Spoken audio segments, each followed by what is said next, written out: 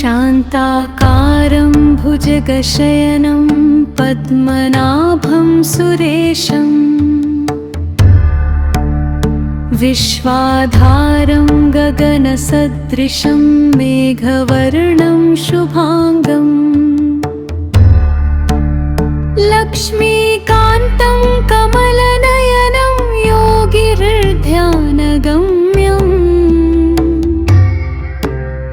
वन्दे विष्णुं भवभयहरं सर्वलोकैकनाथम्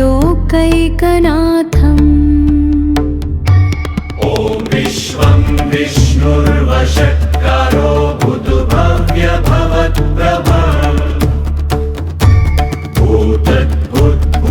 भूतभूतभृद्भावो भूतात्मा भूतभावना भूतात्मा परमात्मा च मुक्ताना परमागति अव्यय पुरुष साक्षी क्षेत्रज्ञोऽक्षर एव च योगो योगविदां नेता प्रधान पुरुषेश्वरः नारसिंहवपुः श्रीमान् केशवः पुरुषोत्तमः सर्वः शर्वः शिवस्थाणुर्भूतादिर्निधिर्व्ययः सम्भवो भवनो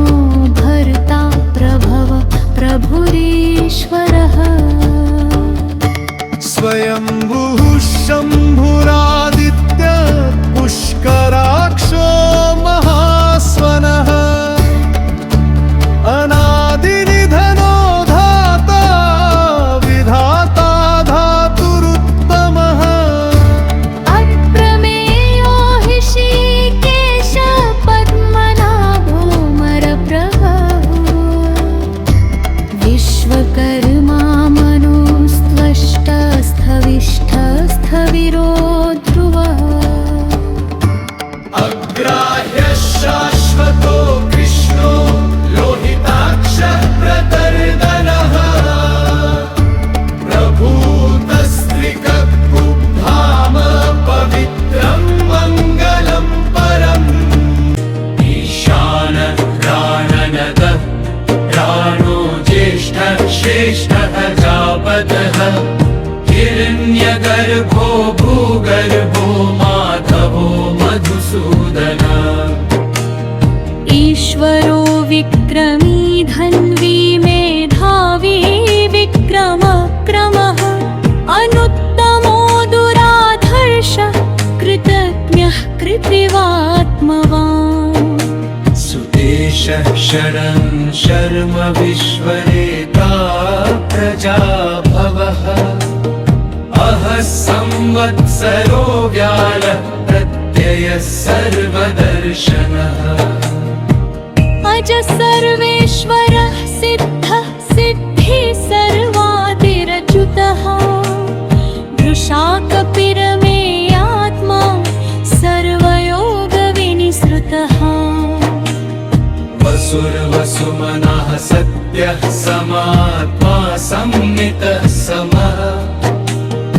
अमोघ पुण्डरीकाक्षो विश्वकर्मा वृषाकृतिः रुद्रो बहुशिरा बभ्रुर्विश्वयोनिः शुचिश्रवा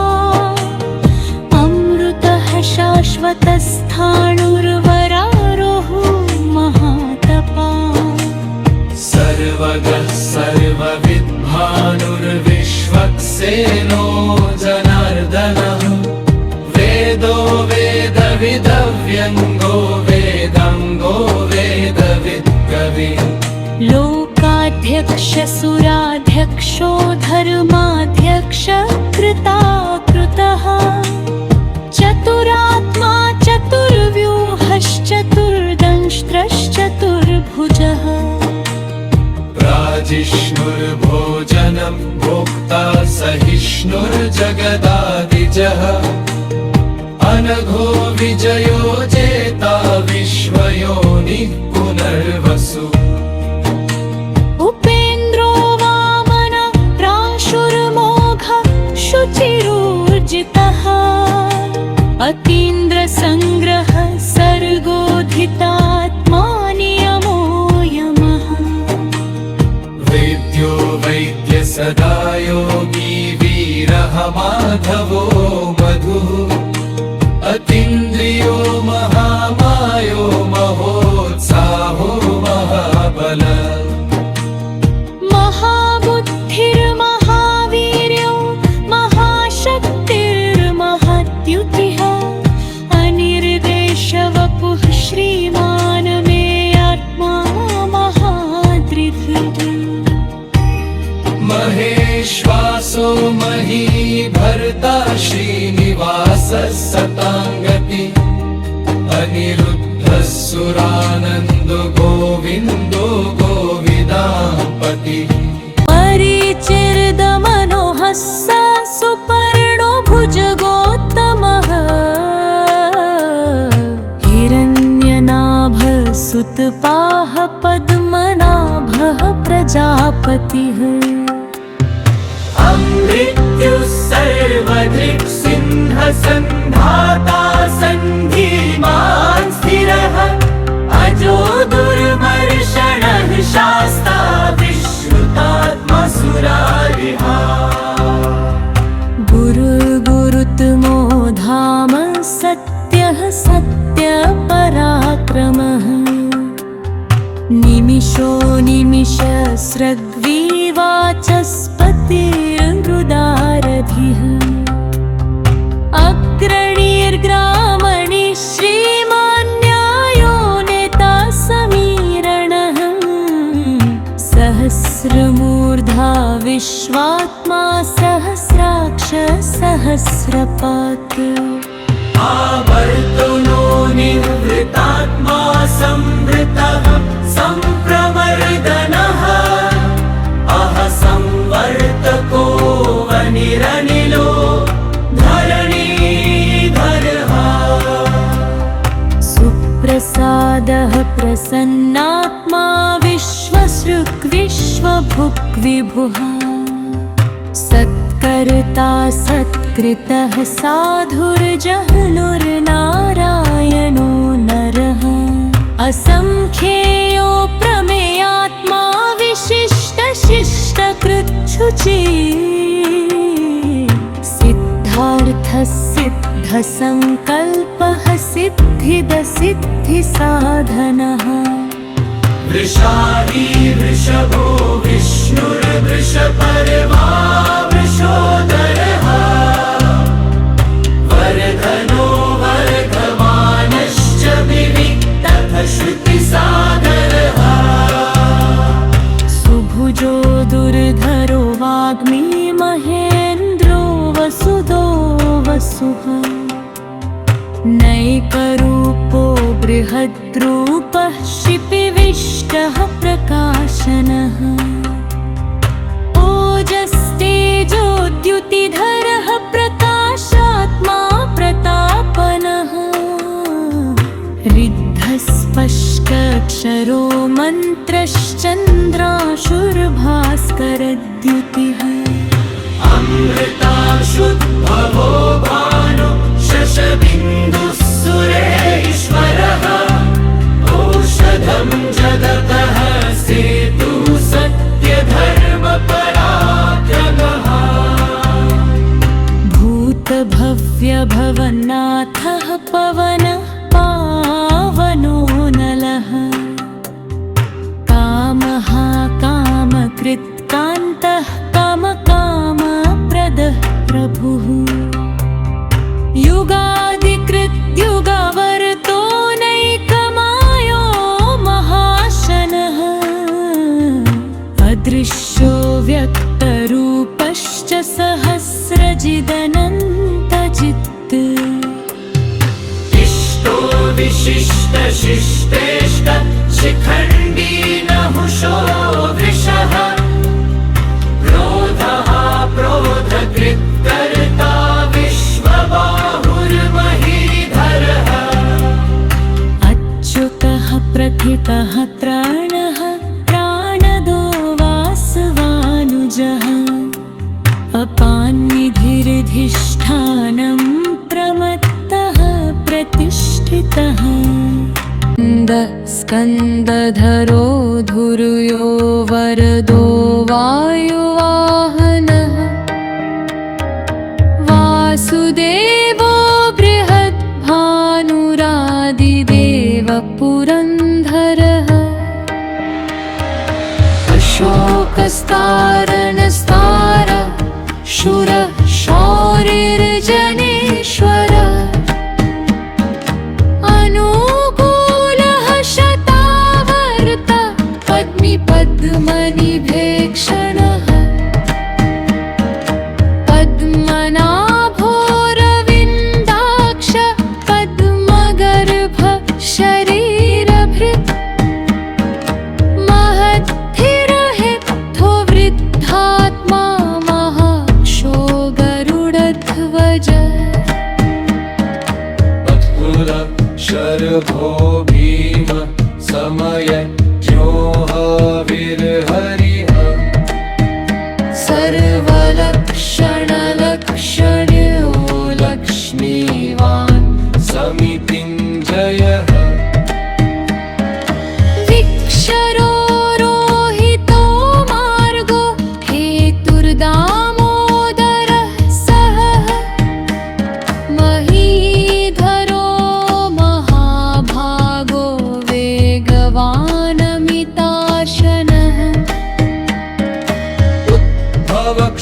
भवक्षोभणुदेव श्रीगर्भ परमेश्वरः करणं कारणं कर्ता विकर्ता गहनो गुह व्यवसायो व्यवस्थान संस्थान स्थानदो ध्रुवः परद्धि परमस्पष्टस्तुष्ट पुष्टशुभेक्षणः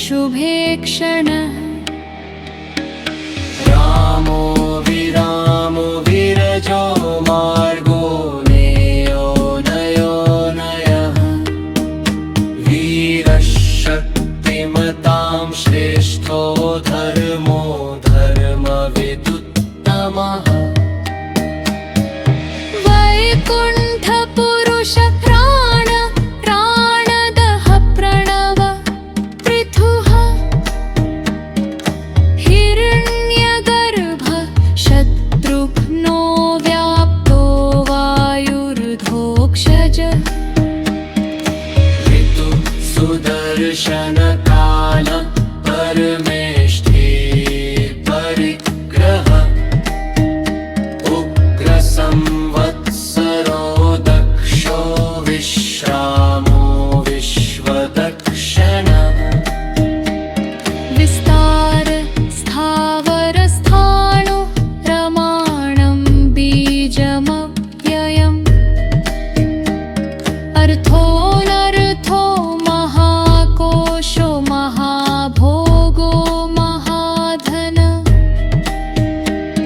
अनिर्विण्ण स्थविष्ठो भूद्धर्मयोपो महामखः नक्षत्रनेमिर्नक्षत्रिक्षम क्षाम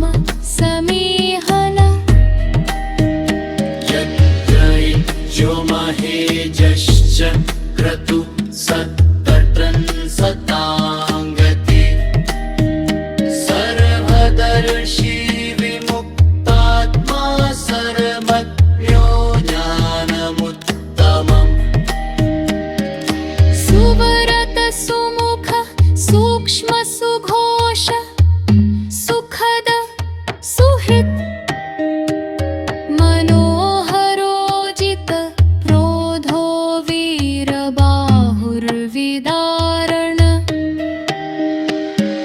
स्वापन स्ववशो व्यापी नैकात्मा नैककर्मकृत् वत्सरो वत्सलो वत्सीरत्नगर्भो धनेश्वर धर्मगुप्धर्मकृत् धर्मी सदसक्षरमक्षरम् अविज्ञाता सहस्रांशुर्विधाता कृतलक्षणः गभस्तिनेमि सत्त्वस्थ सिंहभूतमहेश्वरः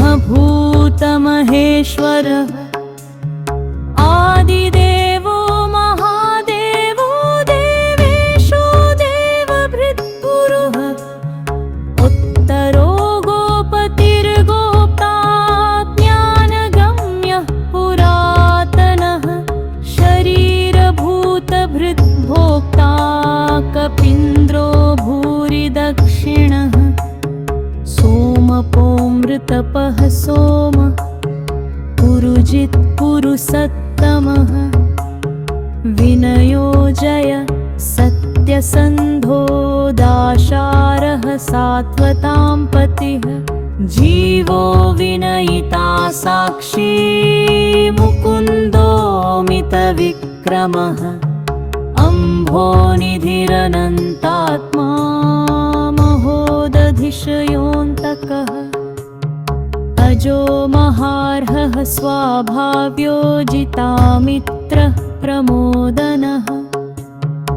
आनन्दो नन्दनो नन्द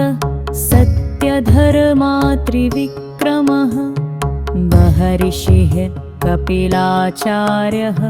कृतज्ञो मेदिनीपतिः त्रिपदस्त्रिदशाध्यक्षो महाशृङ्ग कृतान्तकृत् महावराहो गोविन्द सुषेण कनकाङ्गदी गुह्यो गभीरो गहनो गुप्तश्चक्रगदाधरः वेधास्वाङ्गोजितः कृष्णो दृढः सन्तर्शनोच्युतः वरुणो वारुणो वृक्षः पुष्कराक्षो महामना भगवान् भगहानन्दी वनमाली हलायुध आदित्यो ज्योतिरादित्य सहिष्णुर्गतिसत्तमः सुधन्वा खण्डपरशुर्दारुणो द्रविणप्रदः दिवस्पृक् सर्वभृग्भ्यासो वाचस्पतिरयो निजः त्रिसामासामगः सामनिर्वाणं भेषजं भिषक् सन्न्यासकृच्छमशान्तो निष्ठा शान्तिपरायणं शुभाङ्गशान्तिदस्रश्को कुमुद कुवलेशयः गोहितो गोपतिर्गोप्ता वृषभाक्षो वृषप्रियः अनिवर्ती निवृत्तात्मा संक्षेपाक्षेमकृच्छिवः श्रीवत्सवक्षा श्रीवास श्रीपतिः श्रीमताम्बरः श्रीदश्रीश श्रीनिवास श्रीनिधि श्रीविभावनः श्रीधर श्रीकर श्रेयः श्रीमान् लोकत्रयाश्रय स्वक्षसवङ्गः शतानन्दो नन्दिर्ज्योतिर्गणेश्वर विजितात्मा विधेयात्मा सत्कीर्तिश्चिन्न संशयः पदिर्रः सर्वतश्चक्षुर्निश शाश्वतस्थिरः भूषयो भूषणो भूतिर्विशोक शोकनाशनः अर्चिष्मानर्चितः कुम्भो विशुद्धात्मा विशोधनः अनिरुद्धो प्रतिरथः प्रद्युम्नोमितविक्रमः कालनेमिनिहावीरः शौरिः शूरजनेश्वरः त्रिलोकात्मा त्रिलोकेश केशवः केशिहा हरिः कामदेवः कामपालः कामिकान्तः कृतागमः अनिर्देश्यवपुर्विष्णुर्वीरोऽनन्तो धनजनः ब्रह्मण्यो ब्रह्महृद्ब्रह्मा ब्रह्मा ब्रह्मविवर्धनः ब्रह्मविद्ब्राह्मणो ब्रह्मी ब्रह्मज्ञो ब्राह्मणप्रियः महाकर्मा महातेजा महोजवः महाक्रतुर्महायज्ञो महायज्ञो महाहविः सव्यस्तव प्रिय स्तोत्रं स्तुति स्तोतारणप्रिय पूर्णः पूरयिता पुण्यः पुण्यकीर्तिरनामयः मनोजवस्तीर्थकरो वसुरेता वसुप्रदः वसुप्रदो वासुदेवो वसुर्वसुमनाहविः सद्गति सत्कृति सत्ता सद्भूतिः सत्परायणः शूरसेनो यदुश्रेष्ठः सन्निवासः सुयामुनः भूतावासो वासुदेव सर्वासुनिलयो नलः दर्पः दर्पदो दृप्तो दुर्धरोऽथापराजितः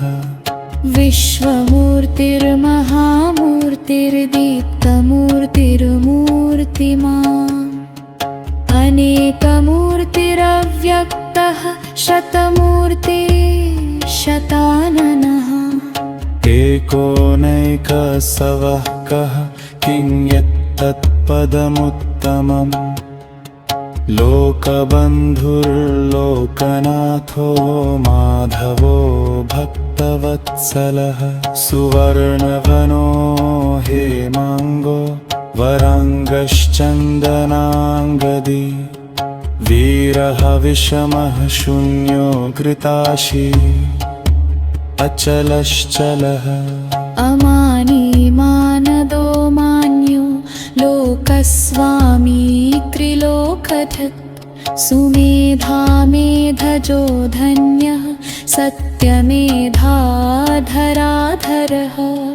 तेजो वृषो द्युतिधरः सर्वशस्त्रभृताम्बरः प्रग्रह निग्रह व्यग्रह नैकशिङ्गो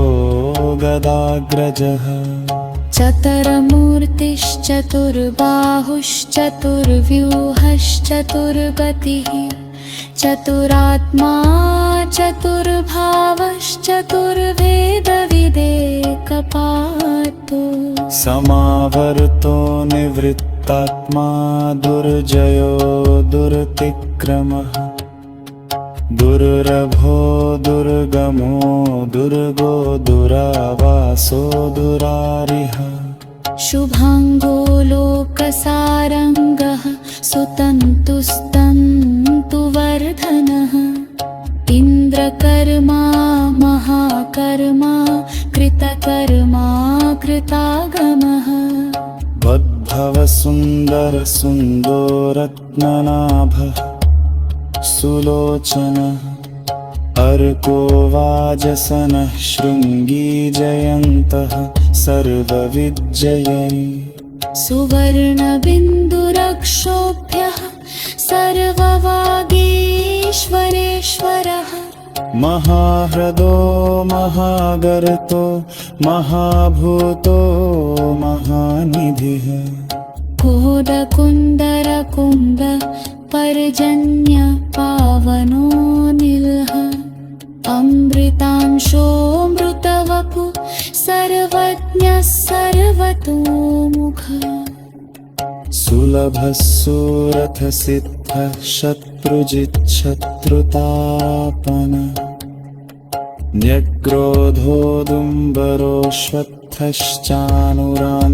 न्यग्रोधोदुम्बरोऽश्वत्थश्चानुरान्ध्रनीषुदनः सहस्रार्चि सप्तजिह्व सप्तैधा सप्तवाहनः मूर्तिरनघो चिन्त्यो भयकृद्भयनाशन वीरबृहत्कृशस्थूलो गुणबृन्नीरे गुणो महा अधृतः सधृतः स्वास्य प्राग्वंशो वंशवर्धनः कथितो योगी योगीश सर्वकामदः आश्रम श्रमणक्षामः सुपर्णो वायुवाहनः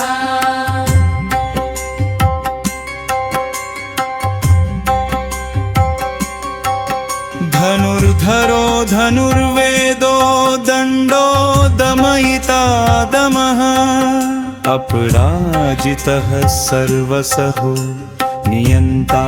नियमो यमः सत्त्ववान् सात्विकः सत्यधर्मपरायणः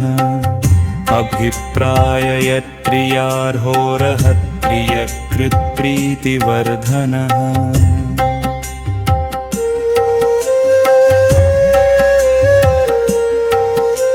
विहाय स गतिर्ज्योतिः सुरुचिर्हुतभुग्विभुः रविर्विरोचन सूर्यः सविता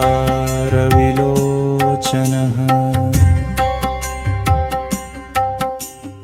अनन्तो हुतभुग्भोक्ता सुखदो नैकजोऽग्रजः अनिर्विण्णः सदा मर्षि लोकाधिष्ठानमद्भुतः सनातनतमः कपिलः कपिरव्ययः स्वस्तिदः स्वस्तिकृत् स्वस्ति स्वस्ति भुक् स्वस्ति दक्षिणः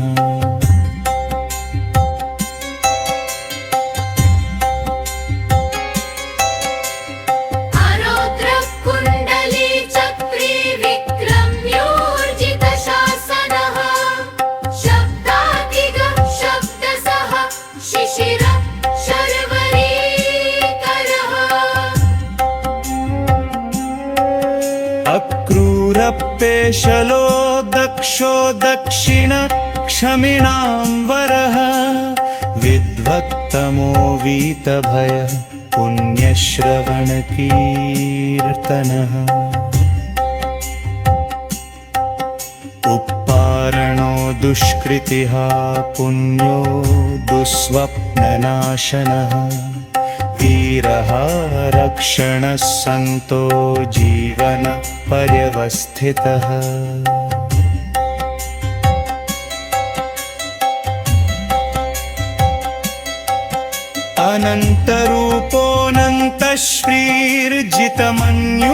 अनन्तरूपोऽनन्तश्रीर्जितमन्युर्भयापहः चतुरश्रो गभीरात्मा विदिशो व्यादिशो दिशः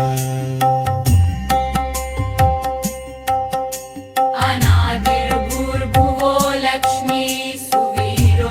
रुचिराङ्गदः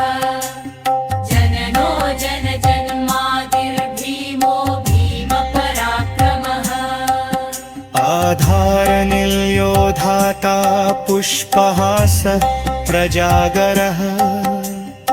ऊर्ध्वगः सत्पथाचार प्राणदः प्रणवपणः प्रमाणं प्राणनिलयं प्राणभृत् प्राणजीवनः तत्त्वं तत्त्वविवेकात्मा जन्म मृत्युजरातिगः भूर्भुवः स्वस्तरुस्तारः सविता प्रपितामहः यज्ञो यज्ञपतिर्यज्वा यज्ञाङ्गो यज्ञवाहनः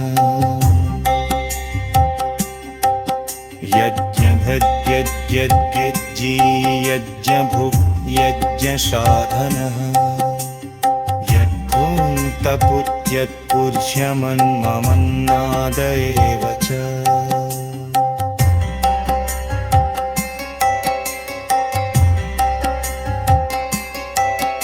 आत्मयो निःस्वयं जातो वैखानः सामगायनः देवकीनन्दन स्रष्क क्षितीश पापनाशन शङ्खवृन्नन्दकी चक्री शार्ङ्गधन्वा गदाधरः